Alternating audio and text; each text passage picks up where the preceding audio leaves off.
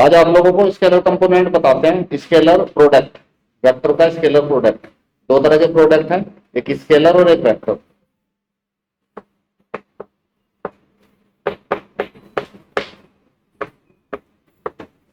Suppose there are two vectors,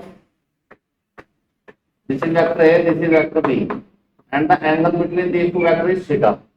इनके बीच में अगर थीटा एंगल है दोनों वेक्टर के बीच में, तो स्केलर प्रोडक्ट होता है ए डॉट बी। इसको डॉट प्रोडक्ट भी बोलते हैं, डॉट प्रोडक्ट।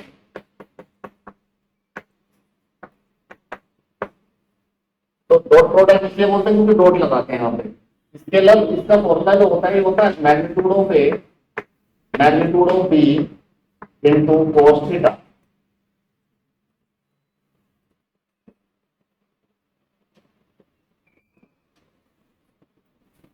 ये theta is the angle, A का मैग्नीट्यूड बी का मैग्नीट्यूड निकालना हमें आता है। अगर दो वेक्टर के बीच में थीटा एंगल बन रहा है तो दिस इज द स्केलर। वो स्केलर क्यों बोलते हैं इसको, क्योंकि ये जो है यहाँ पे कोई भी डायरेक्शन नहीं है, it is only having magnitude.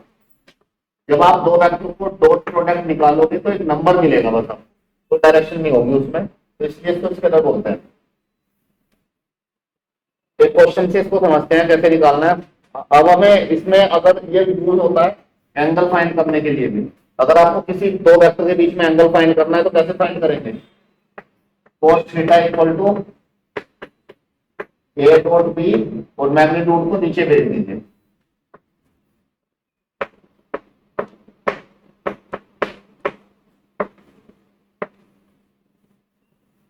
इससे आप दो वेक्टर के बीच में एंगल भी फाइंड कर सकते हैं। क्वेश्चन देखो, find the angle between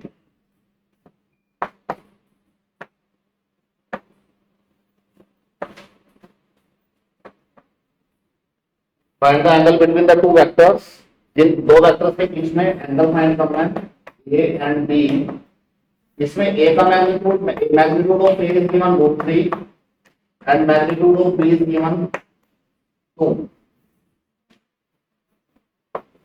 and इन दोनों का dot product is given A dot B is equal to A dot B is given equal to बताना है एंगल फाइंड करके। इस फॉर्मूले को यूज करो, by using this formula we have to find out the angle.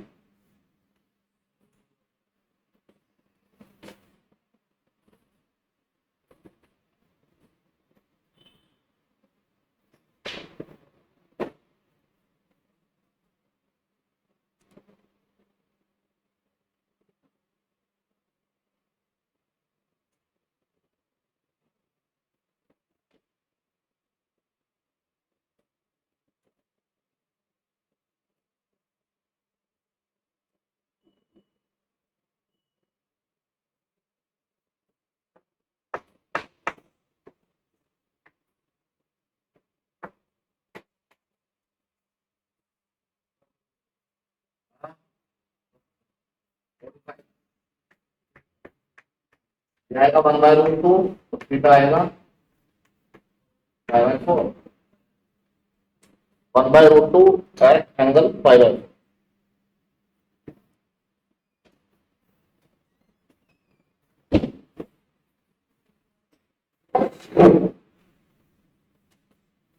ठीक है,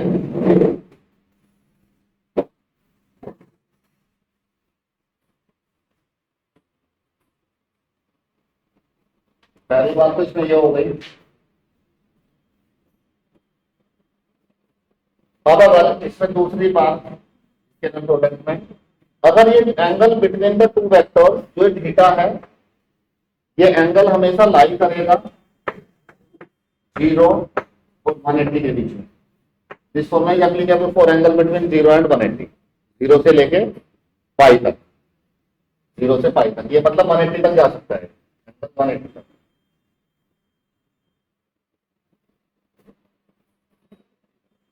अब इसमें अगर ये एक वेक्टर ए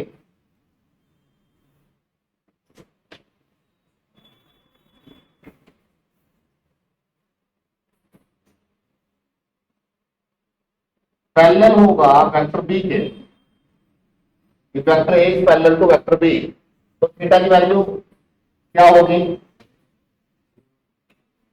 0 डिग्री पैरेलल होगा। अगर ये ऐसे जा रहा है, ये ऐसे, इसके ऐसे होगा तो थीटा 0 हो जाएगा, 0 सीधा ऐसे बढ़ेगा, थीटा होगा 0, तो कोस 0 कितना होगा 1। If angle, if the vectors are parallel, तो ए डॉट बी किसके इक्वल आएगा, केवल मैग्नीट्यूड के मल्टीप्लाई के, is equal to its magnitude. ठीक है। दूसरी बात, अगर ये परपेंडिकुलर होगा, अगर दो वेक्टर 90 डिग्री एंगल बनाएंगे, A is perpendicular to B, if A is perpendicular to B, तो एंगल कितना बनेगा 90, मतलब ए और बी के बीच में 90 डिग्री एंगल बनेगा। तो cos 0 कितना, cos 90 कितना होगा, cos थीटा 0, तो डॉट प्रोडक्ट क्या आएगा, अगर ये 0 हो गया तो डॉट प्रोडक्ट 0 आ जाएगा। ये बात समझ में आई। If the two vectors are perpendicular then their dot product is 0। अब डॉट प्रोडक्ट 0 तीन वजह से आ सकता है, तीन चीजें हो सकती हैं जो डॉट प्रोडक्ट को 0 करेगी। क्या, A dot B is equal to 0, तीन कंडीशन है। पहला, या तो ए का मैग्नीट्यूड 0 हो, ए का मैग्नीट्यूड 0 हो तब भी 0 हो सकता है, या बी का मैग्नीट्यूड 0 हो तब भी 0 हो सकता है, और या थीटा 90। अब ये बताइए, किसी भी दो वेक्टर के डॉट प्रोडक्ट को 0 होने के लिए क्या वेक्टर का मैग्नीट्यूड 0 होना जरूरी है, क्या इनमें से किसी भी वेक्टर का डॉट प्रोडक्ट 0 होना जरूरी है, मैग्नीट्यूड इसका 0 होना जरूरी है क्या डॉट प्रोडक्ट को 0 होने के लिए, इस डॉट प्रोडक्ट से 0 होने के लिए क्या मैग्नीट्यूड का 0 होना जरूरी है दोनों वेक्टर को, दोनों का नहीं। अगर मैग्नीट्यूड 0 भी नहीं है, ये भी 0 नहीं है, ये भी 0 नहीं है, अगर वो एंगल 90 बना रहे हैं तब भी उनका डॉट प्रोडक्ट 0 आ जाएगा। So dot product is not only depend upon the magnitude of the vectors, it also depend upon the angle between the vectors। अगर एंगल 90 हो गया और मैग्नीट्यूड इसका 4 है, इसका 6 है, तब भी उनका डॉट प्रोडक्ट 0 आएगा। क्यों, क्योंकि थीटा की वजह से 0 आएगा। ये बात समझ में आई।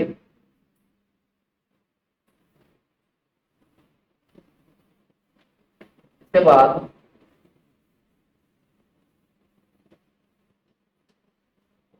अगर आपको वेक्टर उन्होंने दे रखे हैं इस फॉर्म में, vector A, vector B, if it is given a1 i cap, a2 j cap, a3 k cap,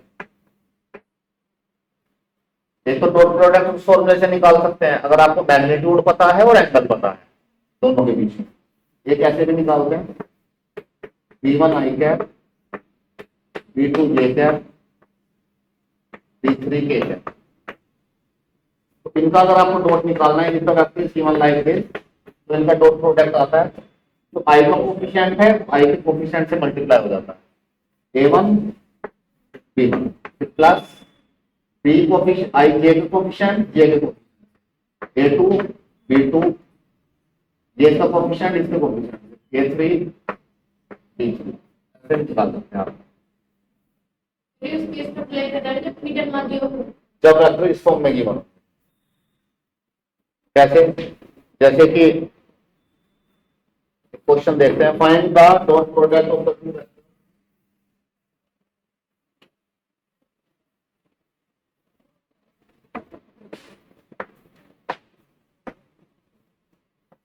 find a dot b if a is equal to and b is equal to।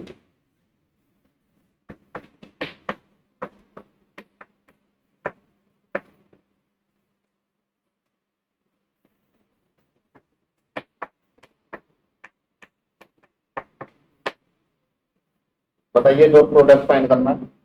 Vector A given है, vector be given है, हमें dot product find करना है।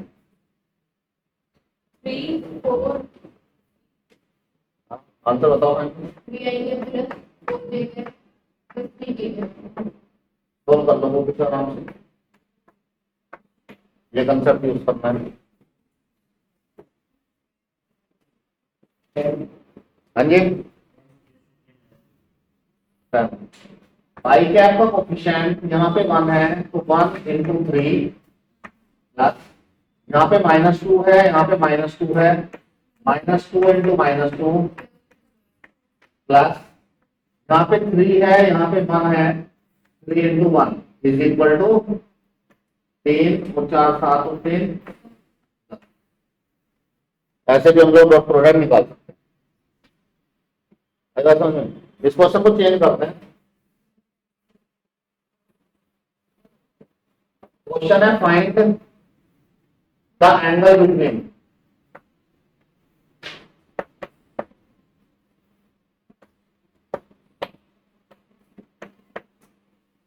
Find the angle between A and B. Angle निकालने के लिए क्या चीजें चाहिए आपको?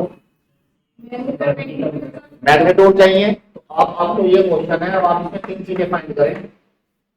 ए डॉट बी, ये कितना आया था अभी? ये निकाल। अब आप ए का मैग्नीट्यूड फाइंड करें, बी का मैग्नीट्यूड फाइंड करो। मैग्नीट्यूड फाइंड करना आता है आपको, फिर आप cos थीटा का फॉर्मूला लगाएंगे, A dot B upon magnitude of A magnitude of B.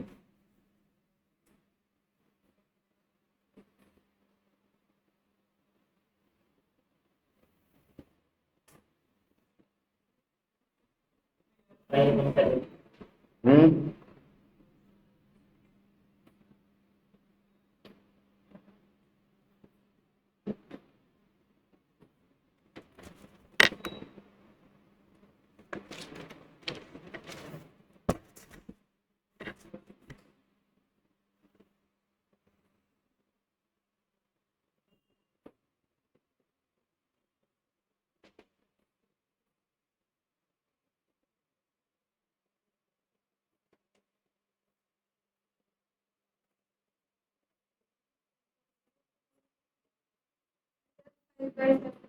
Bye by 7 ये 10 आया, कितना आया?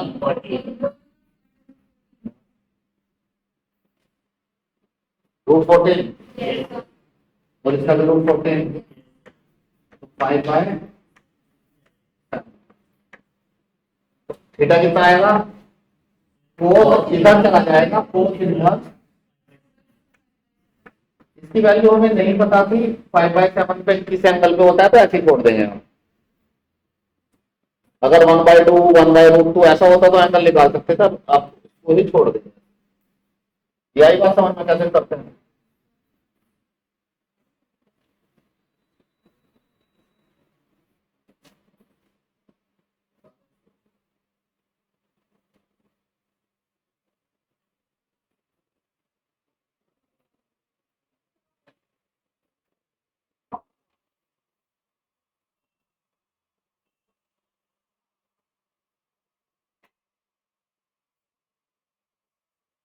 अब आपको इसमें एक टॉपिक है projection, projection of vector A on vector B. अगर किसी वेक्टर ए का किसी वेक्टर बी के ऊपर प्रोजेक्शन निकालना है तो कैसे फाइंड करें? बता दें। जैसे वेक्टर बी है और एक वेक्टर ए ले लेते हैं, ये वेक्टर ए,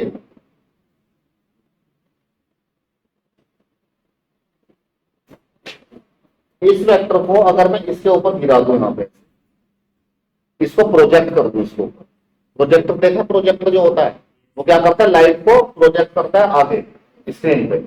प्रोजेक्ट मतलब एक चीज को दूसरे के ऊपर फोल्ड कर देना, प्रोजेक्ट कर देना। ठीक है। इसको अगर मैं इसके ऊपर ऐसे ऐसे प्रोजेक्ट करूं, इसके ऊपर बी के ऊपर, तो क्या है, ए को प्रोजेक्ट कर रहे हैं, प्रोजेक्शन ए का प्रोजेक्शन बी के ऊपर, ऐसे बी के ऊपर गिरा दिया। तो अगर हमें ये फाइंड करना है projection of A on B, B के ऊपर ए का प्रोजेक्शन, और इसकी डायरेक्शन क्या हो जाएगी, बी की डायरेक्शन, बी की डायरेक्शन में आएगा ना प्रोजेक्शन तो। और ये इसका ये जो लेंथ है वो इसकी रहेगी। तो प्रोजेक्शन क्या है, वेक्टर ए का, वेक्टर ए को अगर बी की डायरेक्शन में प्रोजेक्ट कर, वेक्टर ए डायरेक्शन क्या लेंगे, बी की। इसको ऐसे भी लिख सकता हूं, किसी वेक्टर का मैग्नीट्यूड अगर मुझे निकालना है तो उस वेक्टर को किसी वेक्टर की डायरेक्शन निकालनी है, तो वेक्टर को किससे डिवाइड कर देते हैं, उसके magnitude. A dot B upon B, तो इसका तो सीधा फॉर्मूला लिखूं मैं, ये तो फॉर्मूला बनाया है मैंने। प्रोजेक्शन किसी वेक्टर ए का बी के ऊपर अगर प्रोजेक्शन निकालना है आपको, तो ए का बी के साथ डॉट करना है, और नीचे उसका मैग्नीट्यूड लेना है जिसके ऊपर प्रोजेक्ट कर रहे हैं। तो यहाँ किसके ऊपर कर रहे हैं, ऑन बी, तो यहाँ पे बी का मैग्नीट्यूड लेना। समझ में? अब ये फॉर्मूला अगर मैं उल्टा करके बनाऊं, यहाँ पे projection of vector B on A, इसका फॉर्मूला क्या आ जाएगा, ए डॉट बी, जैसे बी डॉट ए और ए डॉट बी इक्वली होते हैं, डॉट हो जाए, अपॉन किसका मैग्नीट्यूड, किसके ऊपर प्रोजेक्ट कर रहे हैं। ये आपको ये दो चीजें याद रखनी है, ये मैंने समझाया हुआ कैसे। इसके लिए अगर आप इसको नहीं समझना चाहते हैं, नहीं समझ में आ रहा है, तो आपके इजी से remember, this is the formula to find out the projection of any vector other vector. Question अगर देखें, क्वेश्चन समझ में आएगा, find projection of I minus J, vector है I minus J, the vector and the projection of vector I minus J on the vector I plus J, इसके ऊपर projection निकाल। तो इसमें वेक्टर ए क्या हो गया, ये ले लूं वेक्टर बी, प्रोजेक्शन का फॉर्मूला क्या हो जाएगा, projection of vector is equal to A dot B upon B का मैग्नीट्यूड निकालो। डॉट करना भी आपको आता है, मैग्नीट्यूड निकालना भी आता है।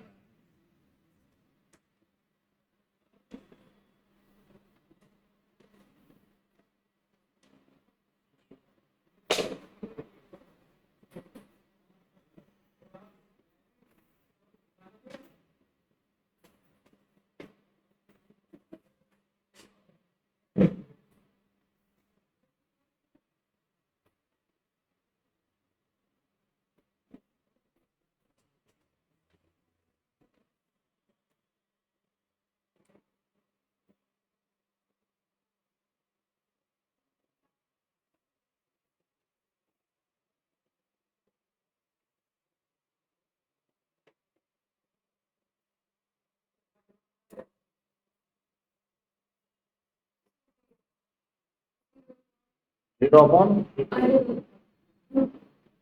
जीरो आ गया प्रोजेक्शन।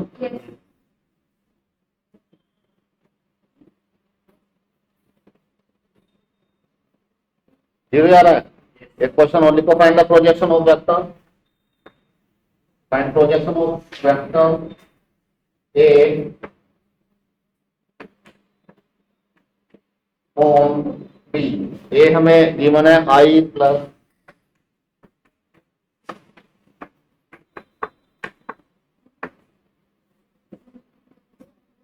सेवन,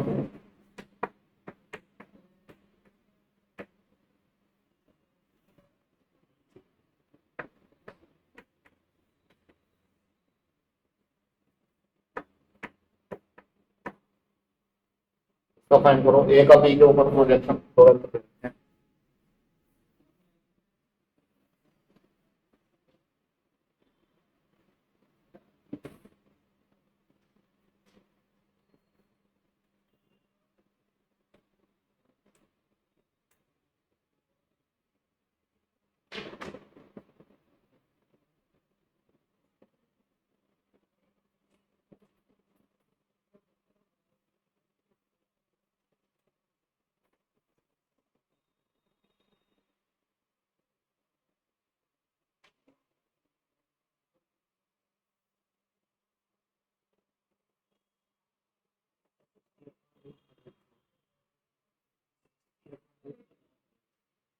अच्छा,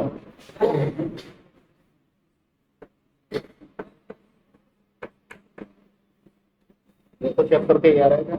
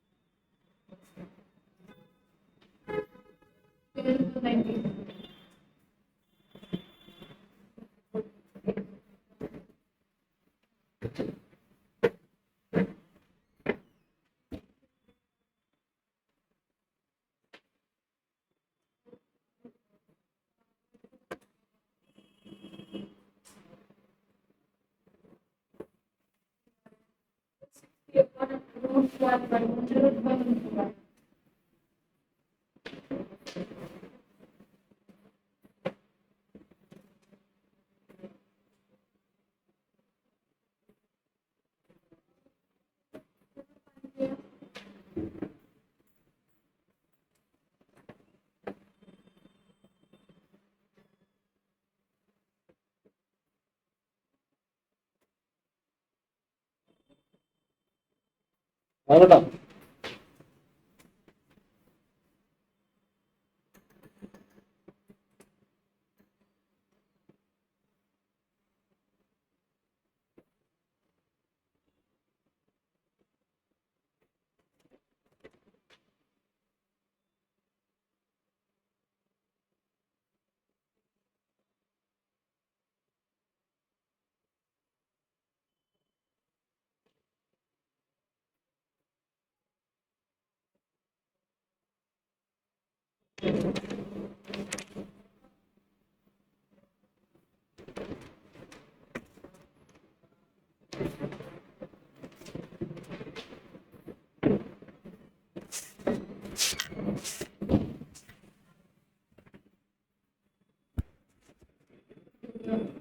आ गया, ठीक है। ये था प्रोजेक्शन, बस आपको फॉर्मूला रखना है, ठीक है। बना कैसे हो मैंने बता दिया। प्रोजेक्शन का मतलब भी समझ में आ गया होगा। अगर ये वेक्टर ए है, इसके ऊपर अगर प्रोजेक्ट करें इस वेक्टर, ये एंगल थीटा बना रहा है, ये वेक्टर ए है, ये वेक्टर बी है। तो फॉर्मूला एक बार और बता दूं आप लोगों को। तो प्रोजेक्शन वेक्टर होता है, चलो इसकी जरूरत नहीं है, आप इसको यहाँ पर रखो और वो उसी से रख लो बस यार, कैलकुलेशन की जरूरत नहीं है।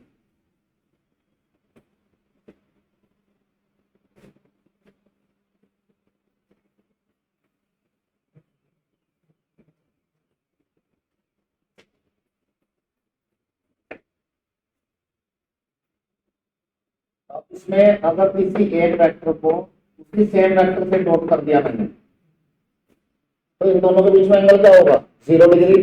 दोनों सेम ही वेक्टर है, ये भी इधर ही है, वो सेम ही है, इधर ही आ रहा है। तो इसका आएगा मैग्नीट्यूड ऑफ ए, दूसरे का मैग्नीट्यूड और cos 0।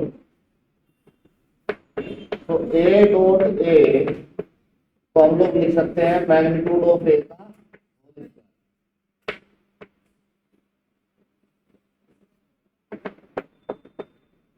नहीं, दो वेक्टर का डॉट प्रोडक्ट इसके मैग्नीट्यूड के स्क्वायर के इक्वल होता है।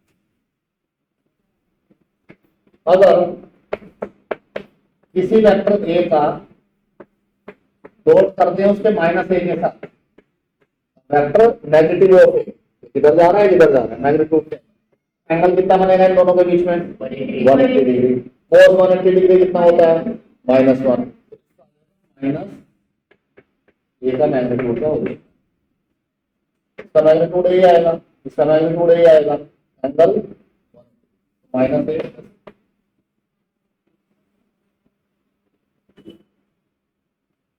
फिर स्क्वायर करने के बाद माइनस लगा। हाँ, मैग्नीट्यूड स्क्वायर और माइनस यहाँ पे।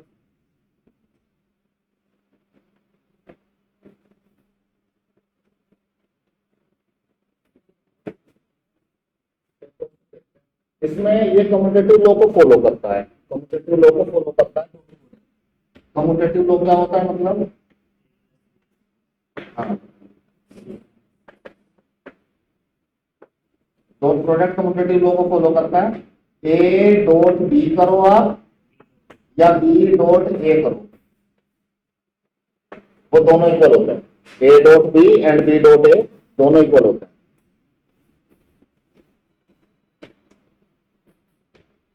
एक क्वेश्चन देखते हैं, अगर हमें यहाँ पे फाइंड करना है, find magnitude of A and magnitude of B, A का मैग्नीट्यूड और बी का मैग्नीट्यूड फाइंड करना है। और हमें जो रिलेशन इसमें दे रखता है वो चीजें दे रखी है, plus B A minus B, A plus B, A minus B equal to A, and magnitude of A is equal to A magnitude of, ये दो चीजें हमें इन्होंने दे रखी। हाँ, ये दो। अब इससे आप उसको पहले ओपन करो, ए प्लस बी और ए माइनस बी को ओपन करोगे अगर मल्टीप्लाई करके, ए किससे मल्टीप्लाई होगा, ए डॉट बी, फिर A dot minus, A dot B, फिर minus plus, minus plus B dot A और B dot B.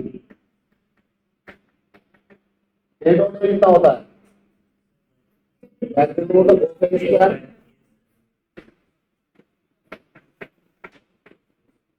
A dot B और बी डॉट ए इक्वल होते हैं, कम्यूटेटिव लॉ ये दोनों बढ़ जाएंगे, बी डॉट बी इसका आपने सोल्व करो, सेकंड सेकंड कंडीशन यूज करो।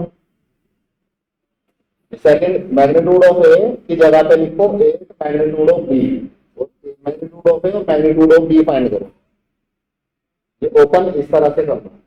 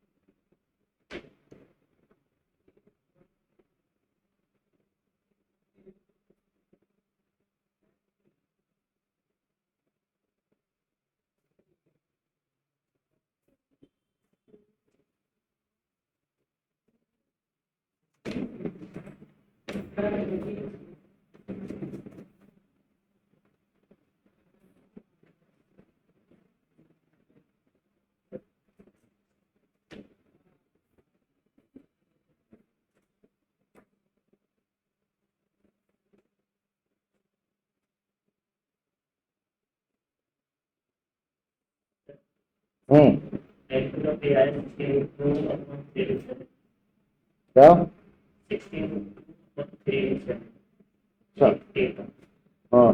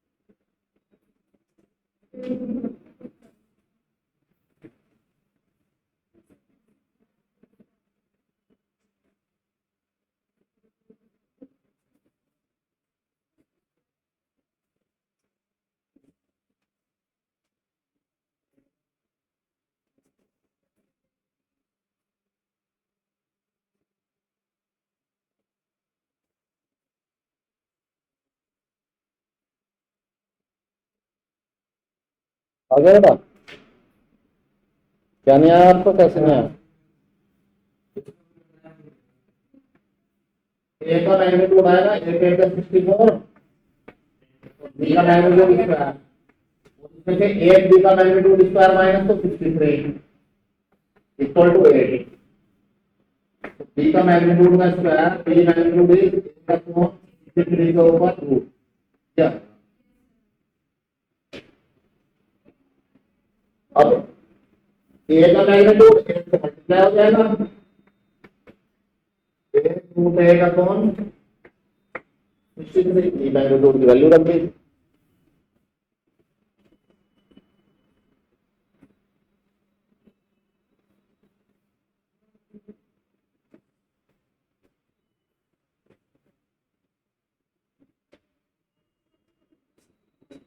आज मत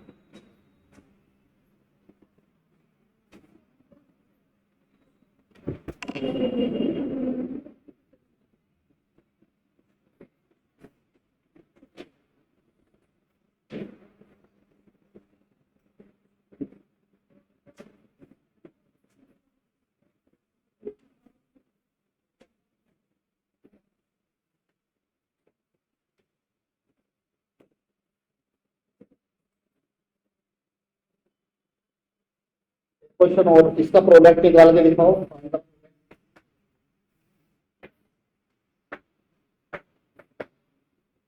find product of 3a - 5b and 2a + 7b।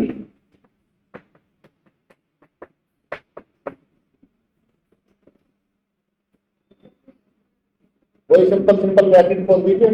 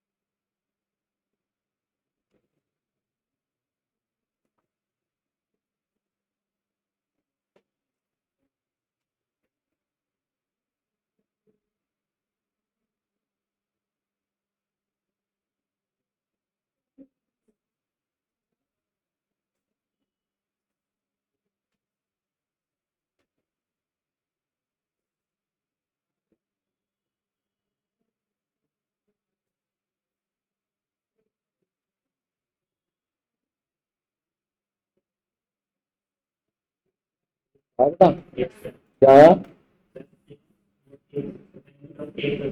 Repeat हो जाते A note A magnitude square 7 × 5 = 35, B magnitude square 3 × 7, 7 × 3 = 21, 21 a dot b और 5 हो जाए 10 a डॉट b। 21 में से 10 जाएंगे तो -11 + 11 a डॉट b। एक क्वेश्चन और लिखो। फाइंड मैग्नीट्यूड ऑफ x का magnitude x - a x + a is given 12। और यहाँ पे ये बता रखा है कि ये है, ये यूनिट वेक्टर है, तो इसका मतलब क्या है, इसका मैग्नीट्यूड क्या होगा? तो यहाँ पे जो गिवन है ये का मैग्नीट्यूड 1 गिवन है।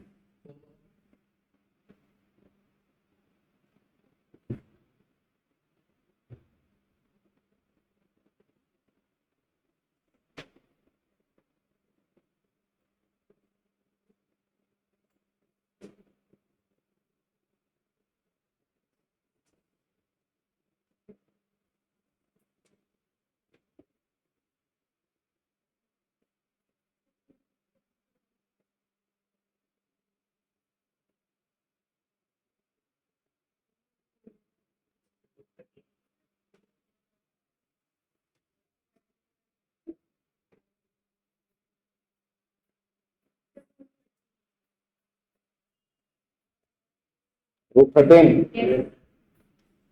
इसको आप सिंपल ऐसे भी समझ सकते हैं a minus B A plus B, A minus B A plus B A square minus B square.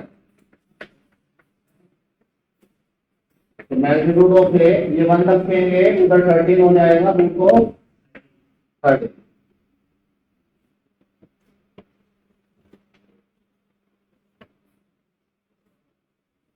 आइए बात समझते हैं। इसके बाद ये एक आई क्या होता है, एक यूनिट वेक्टर होता है। I is I cap is a unit vector. किसकी डायरेक्शन में, in the direction of axis. ऐसे ही जे होता है, के होता है, आई जे एंड के। तो unit vector in the direction of X axis, Y axis and Z.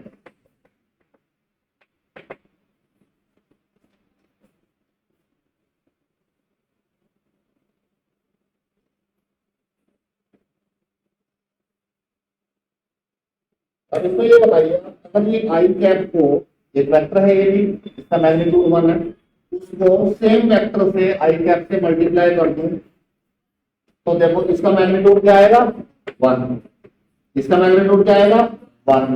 Angle क्या होगा बीच में 0, सेम वेक्टर है तो cos 0 1 1 1 इज इक्वल टू 1। ऐसे ही j dot j equal to 1, j dot j equal to 1 and k dot k equal to. इस pen को ना तुम डेली बताया करो काजल, आप लिखने में ध्यान दिया, समझने में ध्यान रखो। क्या जरूरत है हम लिखने की, सब लिख लो तुम बनवा रही है, लिखने को जरूरत होती नहीं, वैसे समझने में ज्यादा जोर दिया सब लिखते हैं। यही कैप होगा कैप है,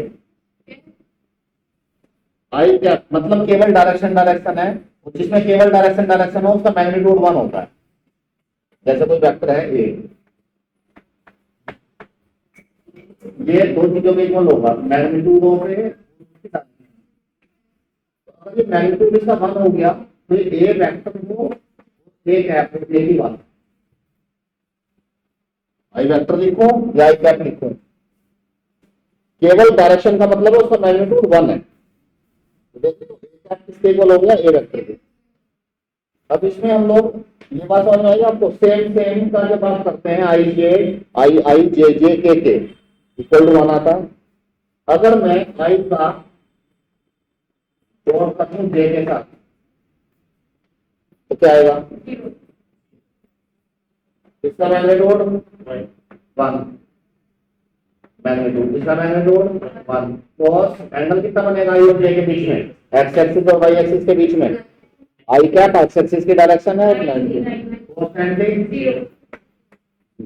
अगर आप आई का जे के साथ करेंगे तो वो 0 आएगा, जे का के साथ क्योंकि 90 डिग्री एंगल बन रहा है 0, आई जे के का आई के साथ वो भी 0। ये जरूरी सूचना है आप लोगों के लिए, कैसे होता है। जब भी पॉसिबल है तो यूनिट वेक्टर को ये आई कैप और जे कैप ये यूनिट वेक्टर भी है। आई कैप एक्स एक्सिस की डायरेक्शन बताता है, जे कैप वाई की और के कैप जेड एक्सिस की।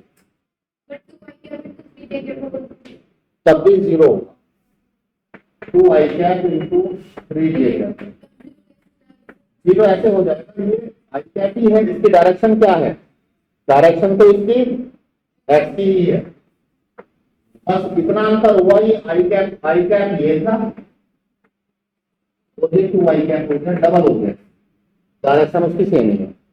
जे कैप ये था, अब ये 3 मतलब इसे 3 गुना हो गया जो पहले था। एंगल तो 90 डिग्री बन रहा है, आई कैप और जे कैप में एंगल तो 90 बन रहा है, बस मैग्नीट्यूड ही तो चेंज हुआ। इसका मैग्नीट्यूड 2 हो गया, यहाँ पे 3 रख लिया, कोस को 90 लिखेंगे, कोस 90 की वजह से 0 होंगे।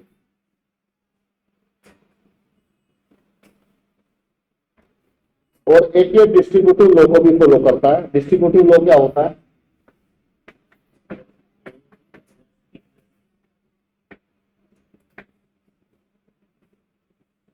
डिस्ट्रीब्यूटिव लो होता है ए दो, डिस्ट्रीब्यूटिव लो इस तरह से होता है 3 को मल्टीप्लाई करना है 5 प्लस 4 से। हम लोग क्या करते हैं 3 को 5 से मल्टीप्लाई कर देते हैं और 3 को 4 से। तो ये होता है डिस्ट्रीब्यूट, 3 को डिस्ट्रीब्यूट, 3 का distribution we have distribute with 3 with 5 and with 4।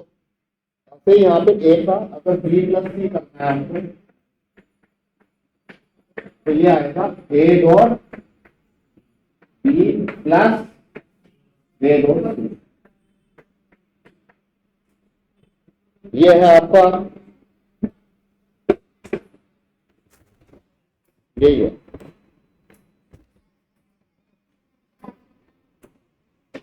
This is all about this scalar product. कुछ क्वेश्चंस इसके एक्सरसाइज से ट्राई कर लीजिएगा, कुछ क्वेश्चंस मैंने करा दिए इसमें। 10.3 का कंसेप्ट है, 10.3 के जो कंसेप्ट से रिलेट करते हुए क्वेश्चन मैंने करा दिए हैं। कुछ क्वेश्चन बच भी गए हैं, ट्राई कर लीजिएगा। नेक्स्ट क्लास में उन क्वेश्चनों को करके फिर वेक्टर प्रोडक्ट बताएंगे आपको, ठीक है। फिर ये लास्ट टॉपिक होगा इसका वेक्टर प्रोडक्ट इस चैप्टर का।